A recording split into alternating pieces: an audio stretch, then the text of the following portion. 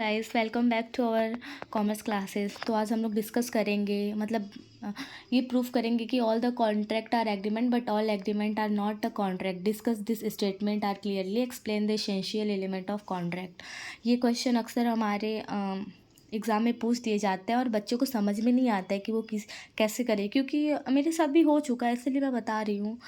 तो पहले हम लोग आंसर में लिखेंगे, Yes, this statement is very true that all contract are agreement, but all agreement are not contract। मतलब कि ये इस स्टेटमेंट बहुत सही है, ट्रू है कि सारे कॉन्ट्रैक्ट एग्रीमेंट होते हैं बट सारे एग्रीमेंट कॉन्ट्रैक्ट नहीं होते हैं।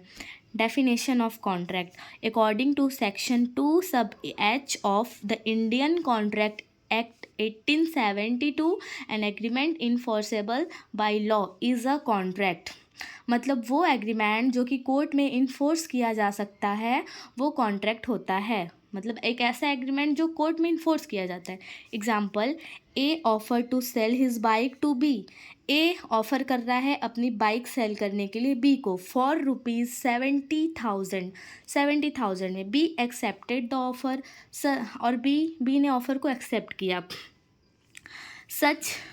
सच an agreement between A and B is a contract. और इन दोनों के बीच में जो एग्रीमेंट हुआ है वो कॉन्ट्रैक्ट हो गया। As it create a legal obligation.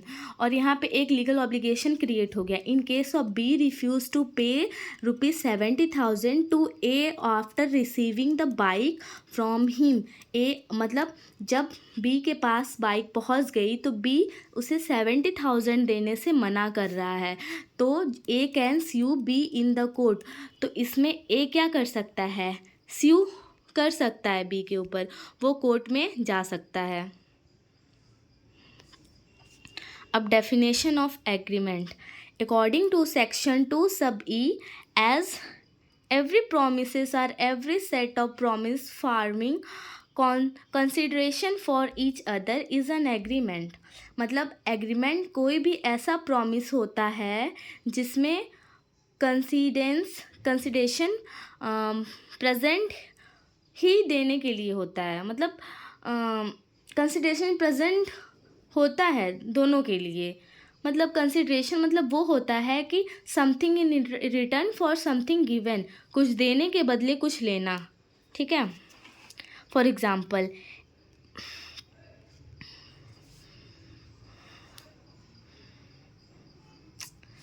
A offer to sell his bike A offered to sell his bike to B for ₹70,000। B accept the offer of A। A offer करता है B को अपनी bike cell करने के लिए 70,000 में, and जो B होता है वो ए के ऑफ़र को एक्सेप्ट कर लेता है। This offer after acceptance becomes promises and it's treated as an agreement between two parties. और ये एक प्रोमिसेस मतलब एक प्रॉमिस हो गया और ये ट्रीट करेंगे हम एग्रीमेंट। ये एक एग्रीमेंट हो गया और इसे हम एग्रीमेंट जैसे ट्रीट करेंगे बिटवीन टू पार्टीज़ तो इसलिए कहते हैं agreement equal to offer plus acceptance. अब देखेंगे contract equal to agreement plus enforceability. An agreement to become a contract must given rise to legal obligation. एक एग्रीमेंट कॉन्ट्रैक्ट तभी बनता है जब वो लीगल ऑब्लिगेशन को क्रिएट करता है। An agreement can be various type. For example, it may be social, religion or legal। Social and religious types of agreement are not enforceable by law because there is no intention of going to the court by any of the parties to sue the other one if the agreement are not fulfilled।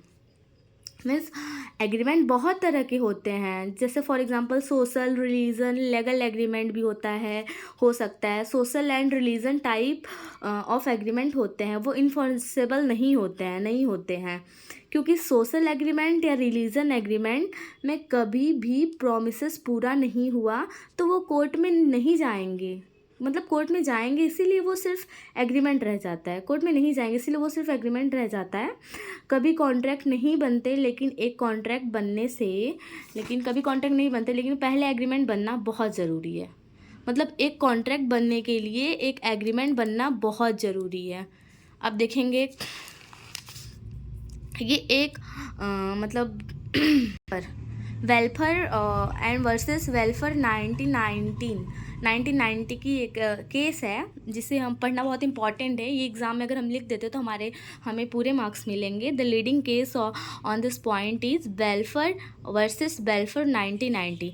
Mister Balfour was employed in Ceylon. Mr Balfour जो थे वो Ceylon में employed थे, and Mrs Balfour owing to ill health had to stay in England and could not accompany him to salon।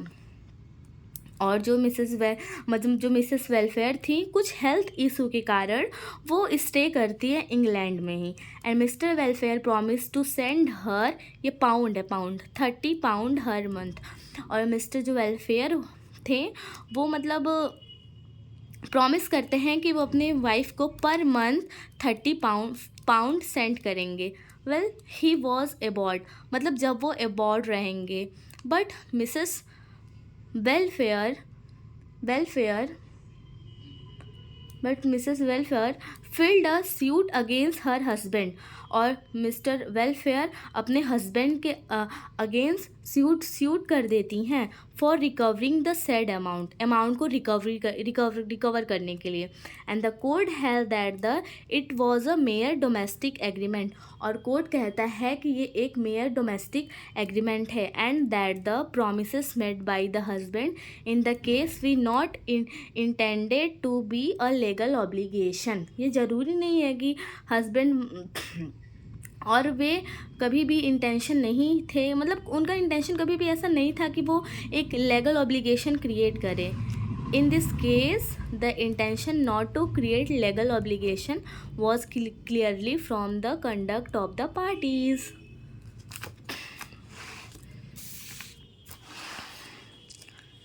If the parties specify on the circumstances indicate that the parties intend to create legal relationship throughout it can an agreement between husband and wife will be legally enforceable। ये ज़रूरी नहीं है कि husband wife में हमेशा ही जो भी agreement होगा वो डोमेस्टिक होगा, लेकिन अगर हस्बैंड और वाइफ का इंटेंशन लीगल ऑब्लिगेशन क्रिएट करने का करने की है, तो उन दोनों मतलब दोनों का परमिशन है कि हाँ क्रिएट करना है, तो वो एग्रीमेंट कॉन्ट्रैक्ट बन सकता है। अब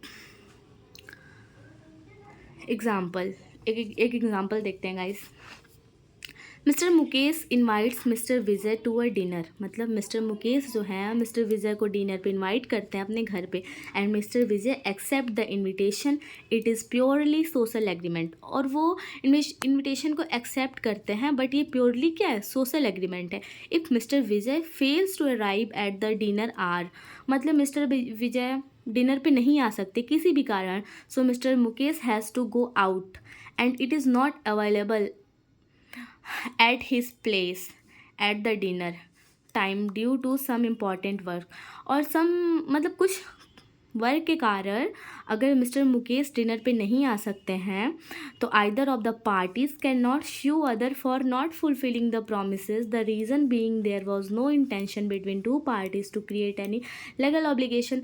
तो ऐसा नहीं है कि वो चले जाएंगे कोर्ट जाके ऐसा उनके ऊपर स्यू करेंगे, नहीं कर सकते, क्योंकि एक प्रोमिसेस था सिर्फ। तो इनका इंटेंशन बिल्कुल ऐसा नहीं था कि वो लीगल ऑब्लिगेशन करें। That's why contract equal to agreement plus enforceability by law. Conclusion,